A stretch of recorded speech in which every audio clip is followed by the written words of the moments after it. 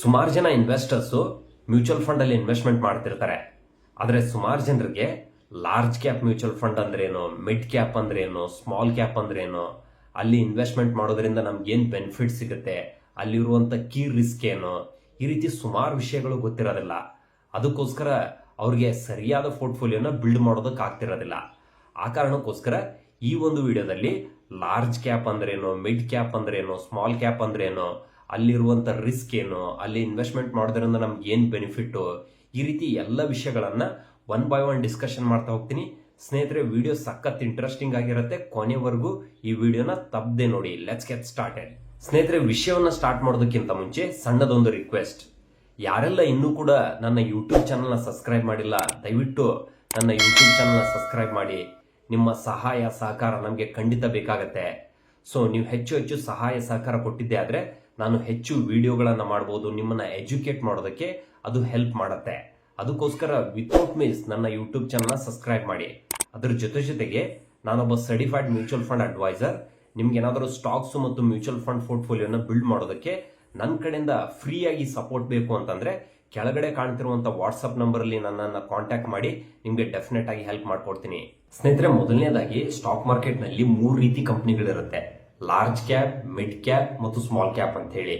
So based on the market capitalisation, ಕಂಪನಿಗೆ ಒಂದು market capitalisation ಅಂತ ಮಾಡ್ತಾರೆ. ಅಕಾರ್ಡಿಂಗ್ ಟು ದಟ್ ಇದನ್ನ ಲಾರ್ಜ್ ಕ್ಯಾಪ್, ಮಿಡ್ ಕ್ಯಾಪ್ ಮತ್ತು ಸ್ಮಾಲ್ ಕ್ಯಾಪ್ ಅಂತ ಕ್ಯಾಟಗರೈಸ್ ಮಾಡ್ತಾರೆ. ಭಾರತ ಸ್ಟಾಕ್ ಮಾರ್ಕೆಟ್ ಅಲ್ಲಿ ಇರುವಂತಹ ಟಾಪ್ 100 ಕಂಪನೀಸ್ ಗಳನ್ನ based on the market capitalisation ಆ ಕಂಪನಿಗಳನ್ನ ಲಾರ್ಜ್ ಕ್ಯಾಪ್ ಕಂಪನೀಸ್ ಅಂತ ಕರೀತಾರೆ.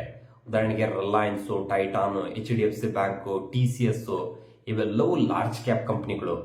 ಈ ತರ ಅತಿ ಹೆಚ್ಚು ಟಾಪ್ ಮಾರ್ಕೆಟ್ ಕ್ಯಾಪಿಟಲೈಸೇಷನ್ ಹೊಂದಿರುವಂತ ಟಾಪ್ 100 ಕಂಪನೀಸ್ ಗಳನ್ನ ಲಾರ್ಜ್ ಕ್ಯಾಪ್ ಕಂಪನೀಸ್ ಅಂತ ಕರೀತಾರೆ. 101ರಿಂದ 250 ಮಿಡ್ ಕ್ಯಾಪ್ ಕಂಪನೀಸ್ ಅಂತ ಕರೀತಾರೆ.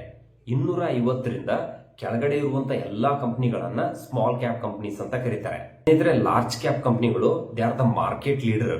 ಈ ಕಂಪನಿಗಳ ಬಿಸ್ನೆಸ್ ಬಂದ್ಬಿಟ್ಟು ವೆಲ್ ಎಸ್ಟಾಬ್ಲಿಷ್ ಆಗಿರುತ್ತೆ. ಉದಾಹರಣೆಗೆ ರಿಲಯನ್ಸ್, ಟೈಟಾನ್, HDFC ಬ್ಯಾಂಕ್ ಈ ಕಂಪನಿಗಳು ಲೆಸ್ಸರ್ ವೊಲಟಿಲಿಟಿಯನ್ನು ಹೊಂದಿರ್ತವೆ.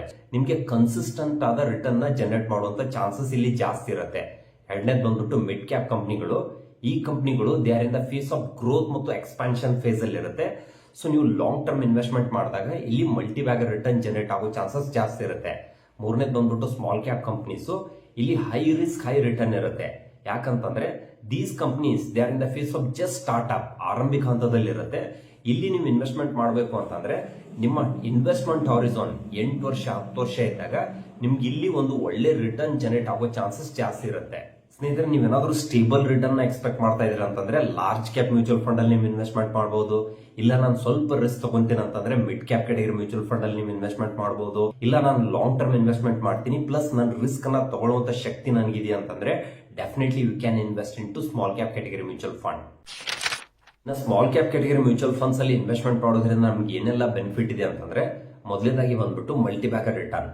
ಪ್ರತಿಯೊಬ್ಬ ಇನ್ವೆಸ್ಟರ್ಸ್ ಗೋಲ್ ಏನಾಗಿರುತ್ತೆ ಅಂತಂದ್ರೆ ಮಲ್ಟಿ ಬ್ಯಾಗರ್ ರಿಟರ್ನ್ ಜನರೇಟ್ ಮಾಡಬೇಕು.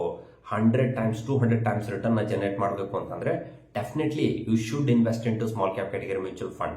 Small cap category mutual funds small cap stocks ಗಳಲ್ಲಿ ಇನ್ವೆಸ್ಟ್ಮೆಂಟ್ ಮಾಡ್ತವೆ. Small cap stocks they are in the phase of just start up phase ಅಲ್ಲಿ ಇರುತ್ತೆ. ಒಂದು 8 ವರ್ಷ 10 ವರ್ಷ ಆದ್ಮೇಲೆ ಆ ಕಂಪನಿಗಳು ದೊಡ್ಡ ಮಟ್ಟದಲ್ಲಿ ಗ್ರೋ ಆಗೋದಕ್ಕೆ, ಬೆಳೆದಕ್ಕೆ ಹೆಚ್ಚು ಅವಕಾಶ ಇರುತ್ತೆ. ಆ ಕಾರಣಕ್ಕೋಸ್ಕರ ನೀವು ಮಲ್ಟಿ ಬ್ಯಾಗರ್ ರಿಟರ್ನ್ ಎಕ್ಸ್ಪೆಕ್ಟ್ ಮಾಡ್ತಾ ಇದೀರ ಅಂತಂದ್ರೆ definitely you should invest into small cap category mutual fund. ಎರಡನೇದು ಬಂದ್ಬಿಟ್ಟು ಹೈಯರ್ ಅಲ್ಫಾ ಜನರೇಷನ್. ಪ್ರತಿಯೊಂದು ಮ್ಯೂಚುವಲ್ ಫಂಡ್ ಕಂಪನಿದು ಗೋಲ್ ಏನಾಗಿರುತ್ತೆ ಅಂತಂದ್ರೆ ಬೆಂಚ್ ಮಾರ್ಕ್ ಅನ್ನ ಬೀಟ್ ಮಾಡಬೇಕು ಅನ್ನೋದು ಪ್ರತಿಯೊಂದು ಮ್ಯೂಚುವಲ್ ಫಂಡ್ ಗೋಲ್ ಆಗಿರುತ್ತೆ. ಇಲ್ಲಿ ಬೆಂಚ್ ಮಾರ್ಕ್ ಅಂತ ಯಾವ್ದನ್ನ ಕನ್ಸಿಡರ್ ಮಾಡ್ತಾರ ಅಂತಂದ್ರೆ ನಿಫ್ಟಿ ಮತ್ತು ಸೆನ್ಸೆಕ್ಸ್ ಇವೆರಡು ಭಾರತ ಸ್ಟಾಕ್ ಮಾರ್ಕೆಟ್ ನ ಅತಿ ದೊಡ್ಡ ಇಂಡೆಕ್ಸ್ ಗಳು. ಪ್ರತಿಯೊಂದು ಮ್ಯೂಚುವಲ್ ಫಂಡ್ಗಳು ಇದಕ್ಕಿಂತಲೂ ಹೆಚ್ಚು ರಿಟರ್ನ್ ನ ಜನರೇಟ್ ಮಾಡಬೇಕಂತ ಗೋಲ್ ಇಟ್ಕೊಂಡಿರ್ತಾರೆ. ಉದಾಹರಣೆಗೆ ನಿಫ್ಟಿ 15% ರಿಟರ್ನ್ ಕೊಟ್ರೆ ಅದಕ್ಕಿಂತಲೂ ನಾವು ಒಂದು 2-3% ಹೆಚ್ಚಿಗೆ ರಿಟರ್ನ್ ಜನರೇಟ್ ಮಾಡ್ಬೇಕಂತೇಳಿ ಪ್ರತಿಯೊಂದು ಮ್ಯೂಚುವಲ್ ಫಂಡ್ ಗೋಲ್ ಆಗಿರುತ್ತೆ. ಆದ್ರೆ ಹಿಸ್ಟೋರಿಕಲ್ ನೀವು ಚೆಕ್ ಮಾಡಿದಾಗ ಸುಮಾರು small cap category mutual funds ಗಳು ಬೆಂಚ್ ಮಾರ್ಕ್ ಇದ್ದು ಹೆಚ್ಚು ರಿಟರ್ನ್ ನ ಕೊಟ್ಟಿರುವಂತ ಉದಾಹರಣೆ ಇದೆ. ಅದಕ್ಕೋಸ್ಕರ ನೀವು ಹೈಯರ್ ಅಲ್ಫಾ ಜನರೇಷನ್ ಮಾಡಬೇಕು ಅಂತಂದ್ರೆ small cap category mutual fund ಅಲ್ಲಿ ಇನ್ವೆಸ್ಟ್ಮೆಂಟ್ ಮಾಡೋದು ತುಂಬಾ ಒಳ್ಳೆಯದು. ಸ್ನೇಹಿತರೆ, ಇನ್ನು ರಿಸ್ಕ್ ಬಗ್ಗೆ ಮಾತಾಡೋದಾದ್ರೆ small cap category mutual funds ಗಳು ಪ್ರಿಡಾಮಿನೆಂಟ್ ಆಗಿ ಸ್ಮಾಲ್ ಕ್ಯಾಪ್ ಸ್ಟಾಕ್ಸ್ ಗಳಲ್ಲಿ ಇನ್ವೆಸ್ಟ್ಮೆಂಟ್ ಮಾಡ್ತವೆ. ಈ ಸ್ಮಾಲ್ ಕ್ಯಾಪ್ ಸ್ಟಾಕ್ಸ್ ಗಳು there in the phase of just start up phase ಅಲ್ಲಿ ಇರೋದ್ರಿಂದ ಈ ಸ್ಟಾಕ್ಸ್ ಗಳು ಹೆಚ್ಚು ವೊಲಟೈಲ್ ಇರುತ್ತೆ. ಮಾರ್ಕೆಟ್ ಮೇಲೆ ಹೋಗುವಾಗ ನಿಮ್ಗೆ ಚೆನ್ನಾಗಿ ರಿಟರ್ನ್ ಬರ್ಬೋದು. ಆದರೆ ಮಾರ್ಕೆಟ್ ಕೆಳಗಡೆ ಬರೋ ಸಂದರ್ಭದಲ್ಲಿ ಈ ಸ್ಟಾಕ್ಸ್ಗಳು 15% 20% ಕೂಡ ಕರೆಕ್ಷನ್ ಆಗುವಂತ ಚಾನ್ಸಸ್ ಇರುತ್ತೆ. ಅದಕ್ಕೋಸ್ಕರ ನೀವು ಇಲ್ಲಿ ಇನ್ವೆಸ್ಟ್ಮೆಂಟ್ ಮಾಡಬೇಕು ಅಂತಂದ್ರೆ ಈ ರಿಸ್ಕ್ ಅನ್ನ ತಿಳ್ಕೊಂಡಿರ್ಬೇಕು. ಪ್ಲಸ್ ನಿಮ್ಮ ಇನ್ವೆಸ್ಟ್ಮೆಂಟ್ ಹಾರಿಝಾನ್ 8 ವರ್ಷ 10 ವರ್ಷಕ್ಕಿಂತಲೂ ಹೆಚ್ಚಿದ್ದಾಗ ಮಾತ್ರ ಇಲ್ಲಿ ನೀವು ಇನ್ವೆಸ್ಟ್ಮೆಂಟ್ ಮಾಡೋದು ಸೂಕ್ತ. ಸ್ನೇಹಿತರೆ, ಲಾರ್ಜ್ ಕ್ಯಾಪ್ ಕ್ಯಾಟಗರಿ ಮ್ಯೂಚುವಲ್ ಫಂಡ್ಗಳು ಲಾರ್ಜ್ ಕ್ಯಾಪ್ ಕ್ಯಾಟಗರಿ ಸ್ಟಾಕ್ಸ್ ಗಳಲ್ಲಿ ಹೆಚ್ಚು ಇನ್ವೆಸ್ಟ್ಮೆಂಟ್ ಮಾಡ್ತಾರೆ. ಇಲ್ಲಿ ಸ್ವಲ್ಪ ನಿಮ್ಗೆ ರಿಸ್ಕ್ ಕಮ್ಮಿ ಇರುತ್ತೆ, ಬಟ್ ಸ್ಟೇಬಲ್ ರಿಟರ್ನ್ ಸಿಗುತ್ತೆ. ಇನ್ನು ಮಿಡ್ ಕ್ಯಾಪ್ ಕ್ಯಾಟಗರಿ ಮ್ಯೂಚುವಲ್ ಫಂಡ್ಗಳು ಜಾಸ್ತಿ ಮಿಡ್ ಕ್ಯಾಪ್ ಕ್ಯಾಟಗರಿ ಸ್ಟಾಕ್ಸ್ ಗಳಲ್ಲಿ ಇನ್ವೆಸ್ಟ್ಮೆಂಟ್ ಮಾಡ್ತಾರೆ.